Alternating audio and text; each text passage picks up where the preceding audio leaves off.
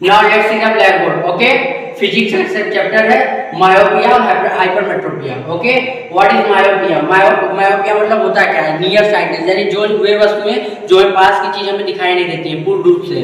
जैसे for example हम book पढ़ते हैं, ठीक है, बुक को अगर ज्यादा पास कर लेंगे तो हमको धुंधला दिखने लगेगा.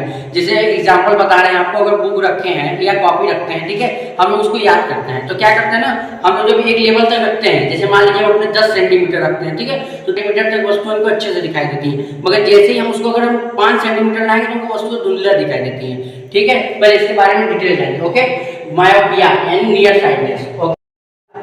ठीक है, एक स्थिति जिसमें पास की वस्तुएं साफ दिखाई देती हैं लेकिन दूर की नहीं दिखाई देती हैं पूर्ण रूप से. जैसे कहने का मतलब, अब वस्तु है दूर का, मान लीजिए हमको अगर यहाँ से अगर 10 मीटर देखना है दूर, वहाँ की वस्तुएं हमें पूर्ण रूप से दिखाई देती है, मगर पास जैसे वस्तुएं हमको दिखाई नहीं देती, उस क्रिया को मायोपिया कहते हैं. ठीक है, तथा इसमें कौन सा लेंस उत्पन्न होता है? इसमें कौन सा लेंस लगता है? अवतल. अवतल को मतलब इंग्लिश में क्या कहते हैं? कनकेव लेंस कहते हैं. ओके, तथा इसमें 2 मीटर तथा 100 सेंटीमीटर तथा इसका लक्षण होता है, यानी कहने का मतलब होता है मायोपिया में जो लक्षण होता है 2 मीटर से लेकर 100 सेंटीमीटर तक वस्तुएं हमें पूर्ण रूप से दिखाई नहीं देती है.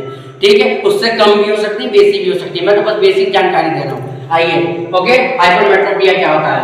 हाइपरमेट्रोपिया एक दृष्टि स्थिति जिसमें पास की वस्तुएं धुंधली तथा दूर की वस्तुएं कुछ हद तक दिखाई नहीं देती हैं. यानी कि जो पास की वस्तुएं हमको पूर्ण रूप से तो दिखाई देती ही नहीं है, मतलब कहने का मतलब हल्का फुल्का दिखाई देता है, हिंदी में बता रहे हैं. ठीक है, अब दूर की वस्तुएं तो हमको अच्छे से दिखाई नहीं देती. जैसे फॉर एग्जांपल, अगर 10 मीटर पे कोई बोर्ड लगा है, 10 मीटर पे बोर्ड लिखा है you will go to home, for example लिखा है, ठीक है, तो जैसे कोई व्यक्ति रहता है तो उसको पूर्ण रूप से दिखाई नहीं देता है, उसको अलग अलग बीमारी होता है. ये सब समय बाय समय होता है. जैसे फॉर एग्जांपल क्या होता है? आंखों में रोशनी पड़ना.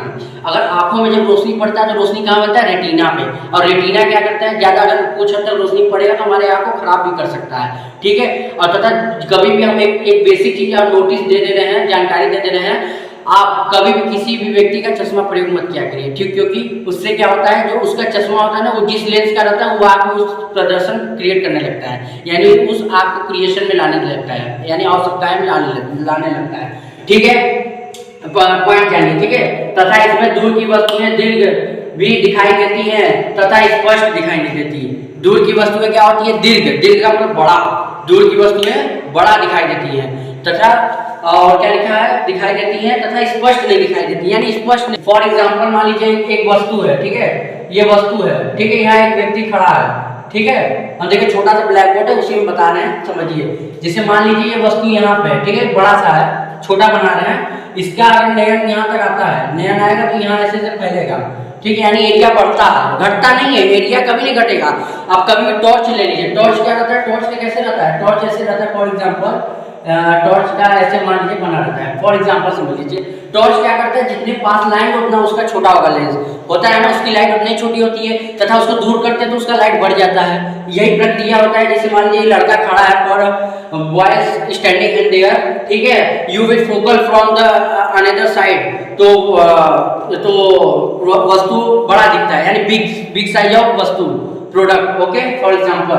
ठीक है, तथा इसमें वस्तु 5 मीटर से दूर होने के अच्छे दिखाई नहीं देती है. जैसे कहने का मैंने पहले मतलब बता दिया कि इसका मतलब ये है, जैसे वस्तु हमको पास की है वो तो हल्का फुल्का दिखाई देगा, पूर्ण रूप से उसको भी नहीं दिखाई देगा, मगर जो दूर की है उसको अच्छे से दिखाई नहीं देगा. जैसे अगर यहाँ हम खड़े हैं, वहाँ पहाड़ है, तो उसको दिखाई नहीं देगा, क्योंकि पहाड़ की जो दूरी है वो इनफाइनाइट है, कोई देख ही नहीं सकता. आग का कभी भी कोई वस्तु उसको अंदाजा ही नहीं लगा सकता, इनफाइनाइट होता है. ठीक है, तथा इसमें उत्तल लेंस का प्रयोग किया जाता है. उत्तल लेंस इंग्लिश में बोला जाए तो कन्वेक्स लेंस. ओके, अब आ जाइए कैटरेक्ट क्या होता है, यानी मोतियाबिंद क्या होता है? मोतियाबिंद, जब मोतियाबिंद किसी भी सामान्य गतिविधियां में रुकावट पैदा करता है तो धुंधला लेंस को साफ कृत्रिम लेंस में बदलता है. साफ मतलब हो गया क्लियर, कृत्रिम मतलब होता है स्पष्टीकरण पूर्ण रूप से. जिस तरह मतलब हमारा आँख है, देखिए कभी भी आप नोटिस किए होंगे कैटरेक्ट किसको होता है? अधिकांश आप देखते हैं अबव द 60 साल, यानी 60 साल के ऊपर के लोग को कैटरेक्ट का बीमारी ज्यादा होता है, मोतियाबिंद. इसमें क्या होता है ना, जैसे वस्तुएं, देखिए एक समय होता है कोई चीज का. अब फॉर एग्जांपल समझ लीजिए अगर 60 साल का कोई व्यक्ति है, ठीक है, अब भाई इतना समय गुजारा है, उसका आँख 24 घंटा खुला रहता है, कोई भी आदमी का रहता है. ठीक है, तो उसमें जो तमाम चीजें से रोशनी पड़ रहा है, किसी चीज़ के ऊपर दबाव लगाना, तमाम चीज़ एग्जाम्पल हम क्या बताए, अब इतना मुख्य रूप से समझिए, ठीक है। कैटरेक्ट, इसका देखिए फिर से समझा दे रहे, कैटरेक्ट को मोतियाबिंद हिंदी में कहते हैं, ठीक है। मोतियाबिंद में क्या होता है, पुतलियाँ बड़ी हो जाती हैं, पुतलियाँ की साइज बड़ी हो जाती है, पुतलियाँ यानी कॉर्निया, पुपिल, पुपिल इंग्लिश में कहते हैं, ठीक है बच्चे, पुपिल इंग्लिश में कहते हैं, पुपिल क्या होता है, बड़ा हो जाता है, यानी पुतली, हिंदी में कहा जाए तो पुतली, पुतलियाँ क्या होती है, बड़ी हो जाती है मोतियाबिंद में, ठीक है। और उसमें लेंस भी लग जाता है, जैसे फॉर एग्जांपल कहीं अगर आपके डिस्ट्रिक्ट हॉस्पिटल है तो कहीं हॉस्पिटल पे जाते हैं तो क्या होता है, जैसे बूढ़े लोग व्यक्ति रहते हैं तो उसको लेंस लग जाता है, ठीक है, कई इलाज करता है, ऑपरेशन होता है, वो नॉर्मल सर्जरी होता है, ठीक है। तथा इसका मुख्य एक इंपॉर्टेंट पॉइंट जान लीजिए, तथा आँख का वजन हमारे शरीर में कितना होता है, इसको भी जान लीजिए। आँख का वजन हमारे शरीर में होता है 8 तथा 10 ग्राम के बीच में होता है, ठीक है। आई होप हमारे वीडियो को ज़्यादा से ज़्यादा शेयर फॉलो करना ना भूलें, और हाँ, इंस्टाग्राम का लिंक नीचे डिस्क्रिप्शन में है, और कौन सोनी ब्लॉग को सब्सक्राइब करना ना भूलें। Thank you so much for watching. मजा आया, और मैं ये जो मजा है हिंदुस्तान के हर व्यक्ति को देना चाहता हूं।